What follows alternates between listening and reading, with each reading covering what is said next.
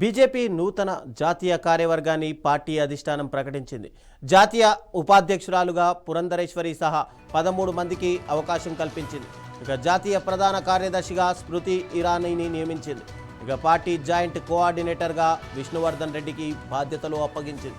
ఇక సంస్థాగత జనరల్ సెక్రటరీగా బిఎల్ సంతోష్, జాయింట్ జనరల్ సెక్రటరీగా శివప్రకాష్ను కొనసాగించింది. అయితే కొత్త జాతీయ కార్యవర్గంలో తెలంగాణకు చోటు దక్కలేదు. ఇప్పటి వరకు జాతీయ ఉపాధ్యక్షురాలిగా ఉన్న డీకే అరుణకు కూడా కొత్త కమిటీలో అవకాశం దక్కలేదు.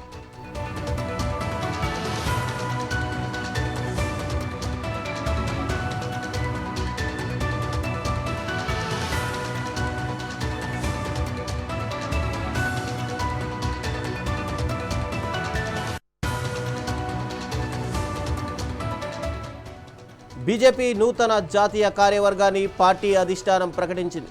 ఇక జాతీయ ఉపాధ్యక్షురాలిగా పురంధరేశ్వరి సహా 13 మందికి అవకాశం కల్పించింది. ఇక జాతీయ ప్రధాన కార్యదర్శిగా స్మృతి ఇరానీని నియమించింది. ఇక పార్టీ జాయింట్ కోఆర్డినేటర్గా విష్ణువర్ధన్ రెడ్డికి బాధ్యతలు అప్పగించింది.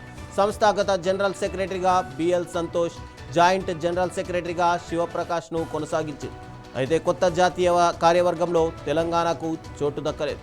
ఇప్పటి వరకు జాతీయ ఉపాధ్యక్షురాలిగా ఉన్న డీకే అరుణకు కూడా కొత్త కమిటీలో అవకాశం దక్కలేదు. ఇక ఇదే అంశానికి సంబంధించి మరింత సమాచారం మా బ్యూరో చీఫ్ రాజ్ కుమార్ అందిస్తారు. రాజ్ కుమార్, చెప్పండి. ఏకంగా అటు ఆంధ్రప్రదేశ్కి చూస్తే కనుక 3 అవకాశం దక్కినట్టుగా తెలుస్తుంది. మరోవైపు తెలంగాణకు చూస్తే ఈసారి పూర్తిగా అవకాశాలు లేకుండా పోయాయి. అయితే దీనిపైన తెలంగాణకు సంబంధించినటువంటి బీజేపీ నాయకులు ఎవరైనా స్పందించారా? మరోవైపు అటు పురంధరేశ్వరికి చూస్తే కేంద్రంలో మంత్రివర్గం వస్తుంది, ఖచ్చితంగా ఆవిడకి ఏదైనా మంత్రి పదవి దక్కుతుంది అని చెప్పి అనుకున్నారు. కానీ ఇప్పుడు ఏకంగా బీజేపీకి సంబంధించి ఉపాధ్యక్షురాలిగా ఆవిడని అనుకున్నారు. దీంట్లో అక్కడ నేతలు ఎలా స్పందిస్తున్నారు? రైట్. Good evening Ravichandra. ఈరోజే నూతన కమిటీ, బీజేపీ జాతీయ నూతన కమిటీ ప్రకటించారు. నితిన్ నబీన్ ప్రెసిడెంట్ అయిన తర్వాత ఏదైతే పాత కమిటీ ఉందో దాని స్థానంలో ఇప్పుడు ఈరోజు కొత్త కమిటీని ప్రకటించారు. ఢిల్లీ నుంచి ఆ యొక్క ఆదేశాలు రావడం జరిగింది. అయితే దీంట్లో ప్రధానంగా ఈరోజు తెలంగాణ బీజేపీకి మొండి చేయి దక్కిందని చెప్పొచ్చు. 3 ఉన్నారు పాత కమిటీలో. డీకే అరుణ, అదేవిధంగా లక్ష్మణ్, బండి సంజయ్, వీళ్ళు 3 కూడా నేషనల్ టీంలో ఉండేవాళ్ళు. కానీ ఇప్పుడు కొత్త కమిటీ ఏదైతుందో ఈ 3 కూడా మళ్ళీ లేరు. కొత్త వాళ్ళకు కూడా అవకాశం ఇవ్వలేదు. దానికి బదులు ఏపీ నుంచి 3 అవకాశం వచ్చింది. 3 కూడా ప్రాధాన్యత పోస్టులే అని చెప్పవచ్చు. పురంధేశ్వర్ కావచ్చు, రామ్మాధవ్ కావచ్చు, తర్వాత విష్ణువర్ధన్ రెడ్డి, వీళ్ళు ఏపీ బీజేపీ నుంచి ఉన్నారు. వీళ్లకు 3 అవకాశం కల్పించింది జాతీయ కార్యవర్గంలో. సో దీనిపై కాస్త తెలంగాణ బీజేపీలో కాస్త కొంచెం గుర్రుగా ఉన్నారు. కొంతమంది కార్యకర్తలు ముఖ్యంగా చాలా ఒక బ్యాడ్గా ఫీల్ అవుతున్నారు. ఎందుకంటే తెలంగాణను చాలా కీలకంగా భావిస్తుంది. అందులో భాగంగా నితిన్ నబీన్ ప్రతి 3 నెలలకు ఒకసారి తెలంగాణకు వస్తారు. ఇక్కడ 3 రోజులు ఇక్కడ ఉంటారు. 3 మంత్స్కి ఒకసారి అన్నది ఇటీవలనే బీజేపీ రామచంద్రరావు చెప్పిన పరిస్థితి. అంటే తెలంగాణకు చాలా ప్రియారిటీ ఇస్తున్నారు.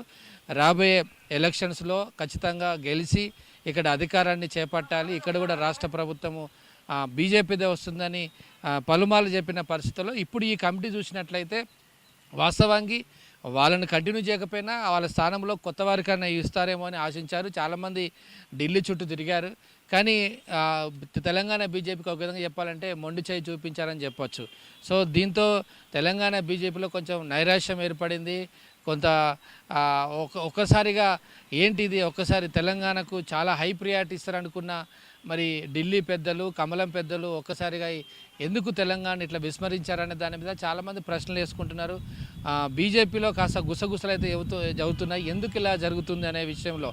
సో ఎందుకంటే ఇటీవలనే కలిశారు, ఇటీవలనే ఎంపీలందరూ కూడా, తర్వాత కేంద్ర మంత్రులను కలవడం కావచ్చు, నరేంద్ర మోడీని కలవచ్చు, అమిత్ షాని కలవడం జరిగింది.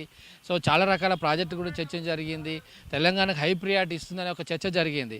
సో ఇటీవల ఈటల రాజేందర్కు, బండి సంజయ్కు ఉన్న ఏదైతే కొన్ని ఇంటర్నల్ గొడవలు ఉన్నాయో వాటికి కూడా చెక్ పెట్టే ప్రయత్నంలో భాగంగా 2 సార్లు వాళ్ళు కలిసిన పరిస్థితి.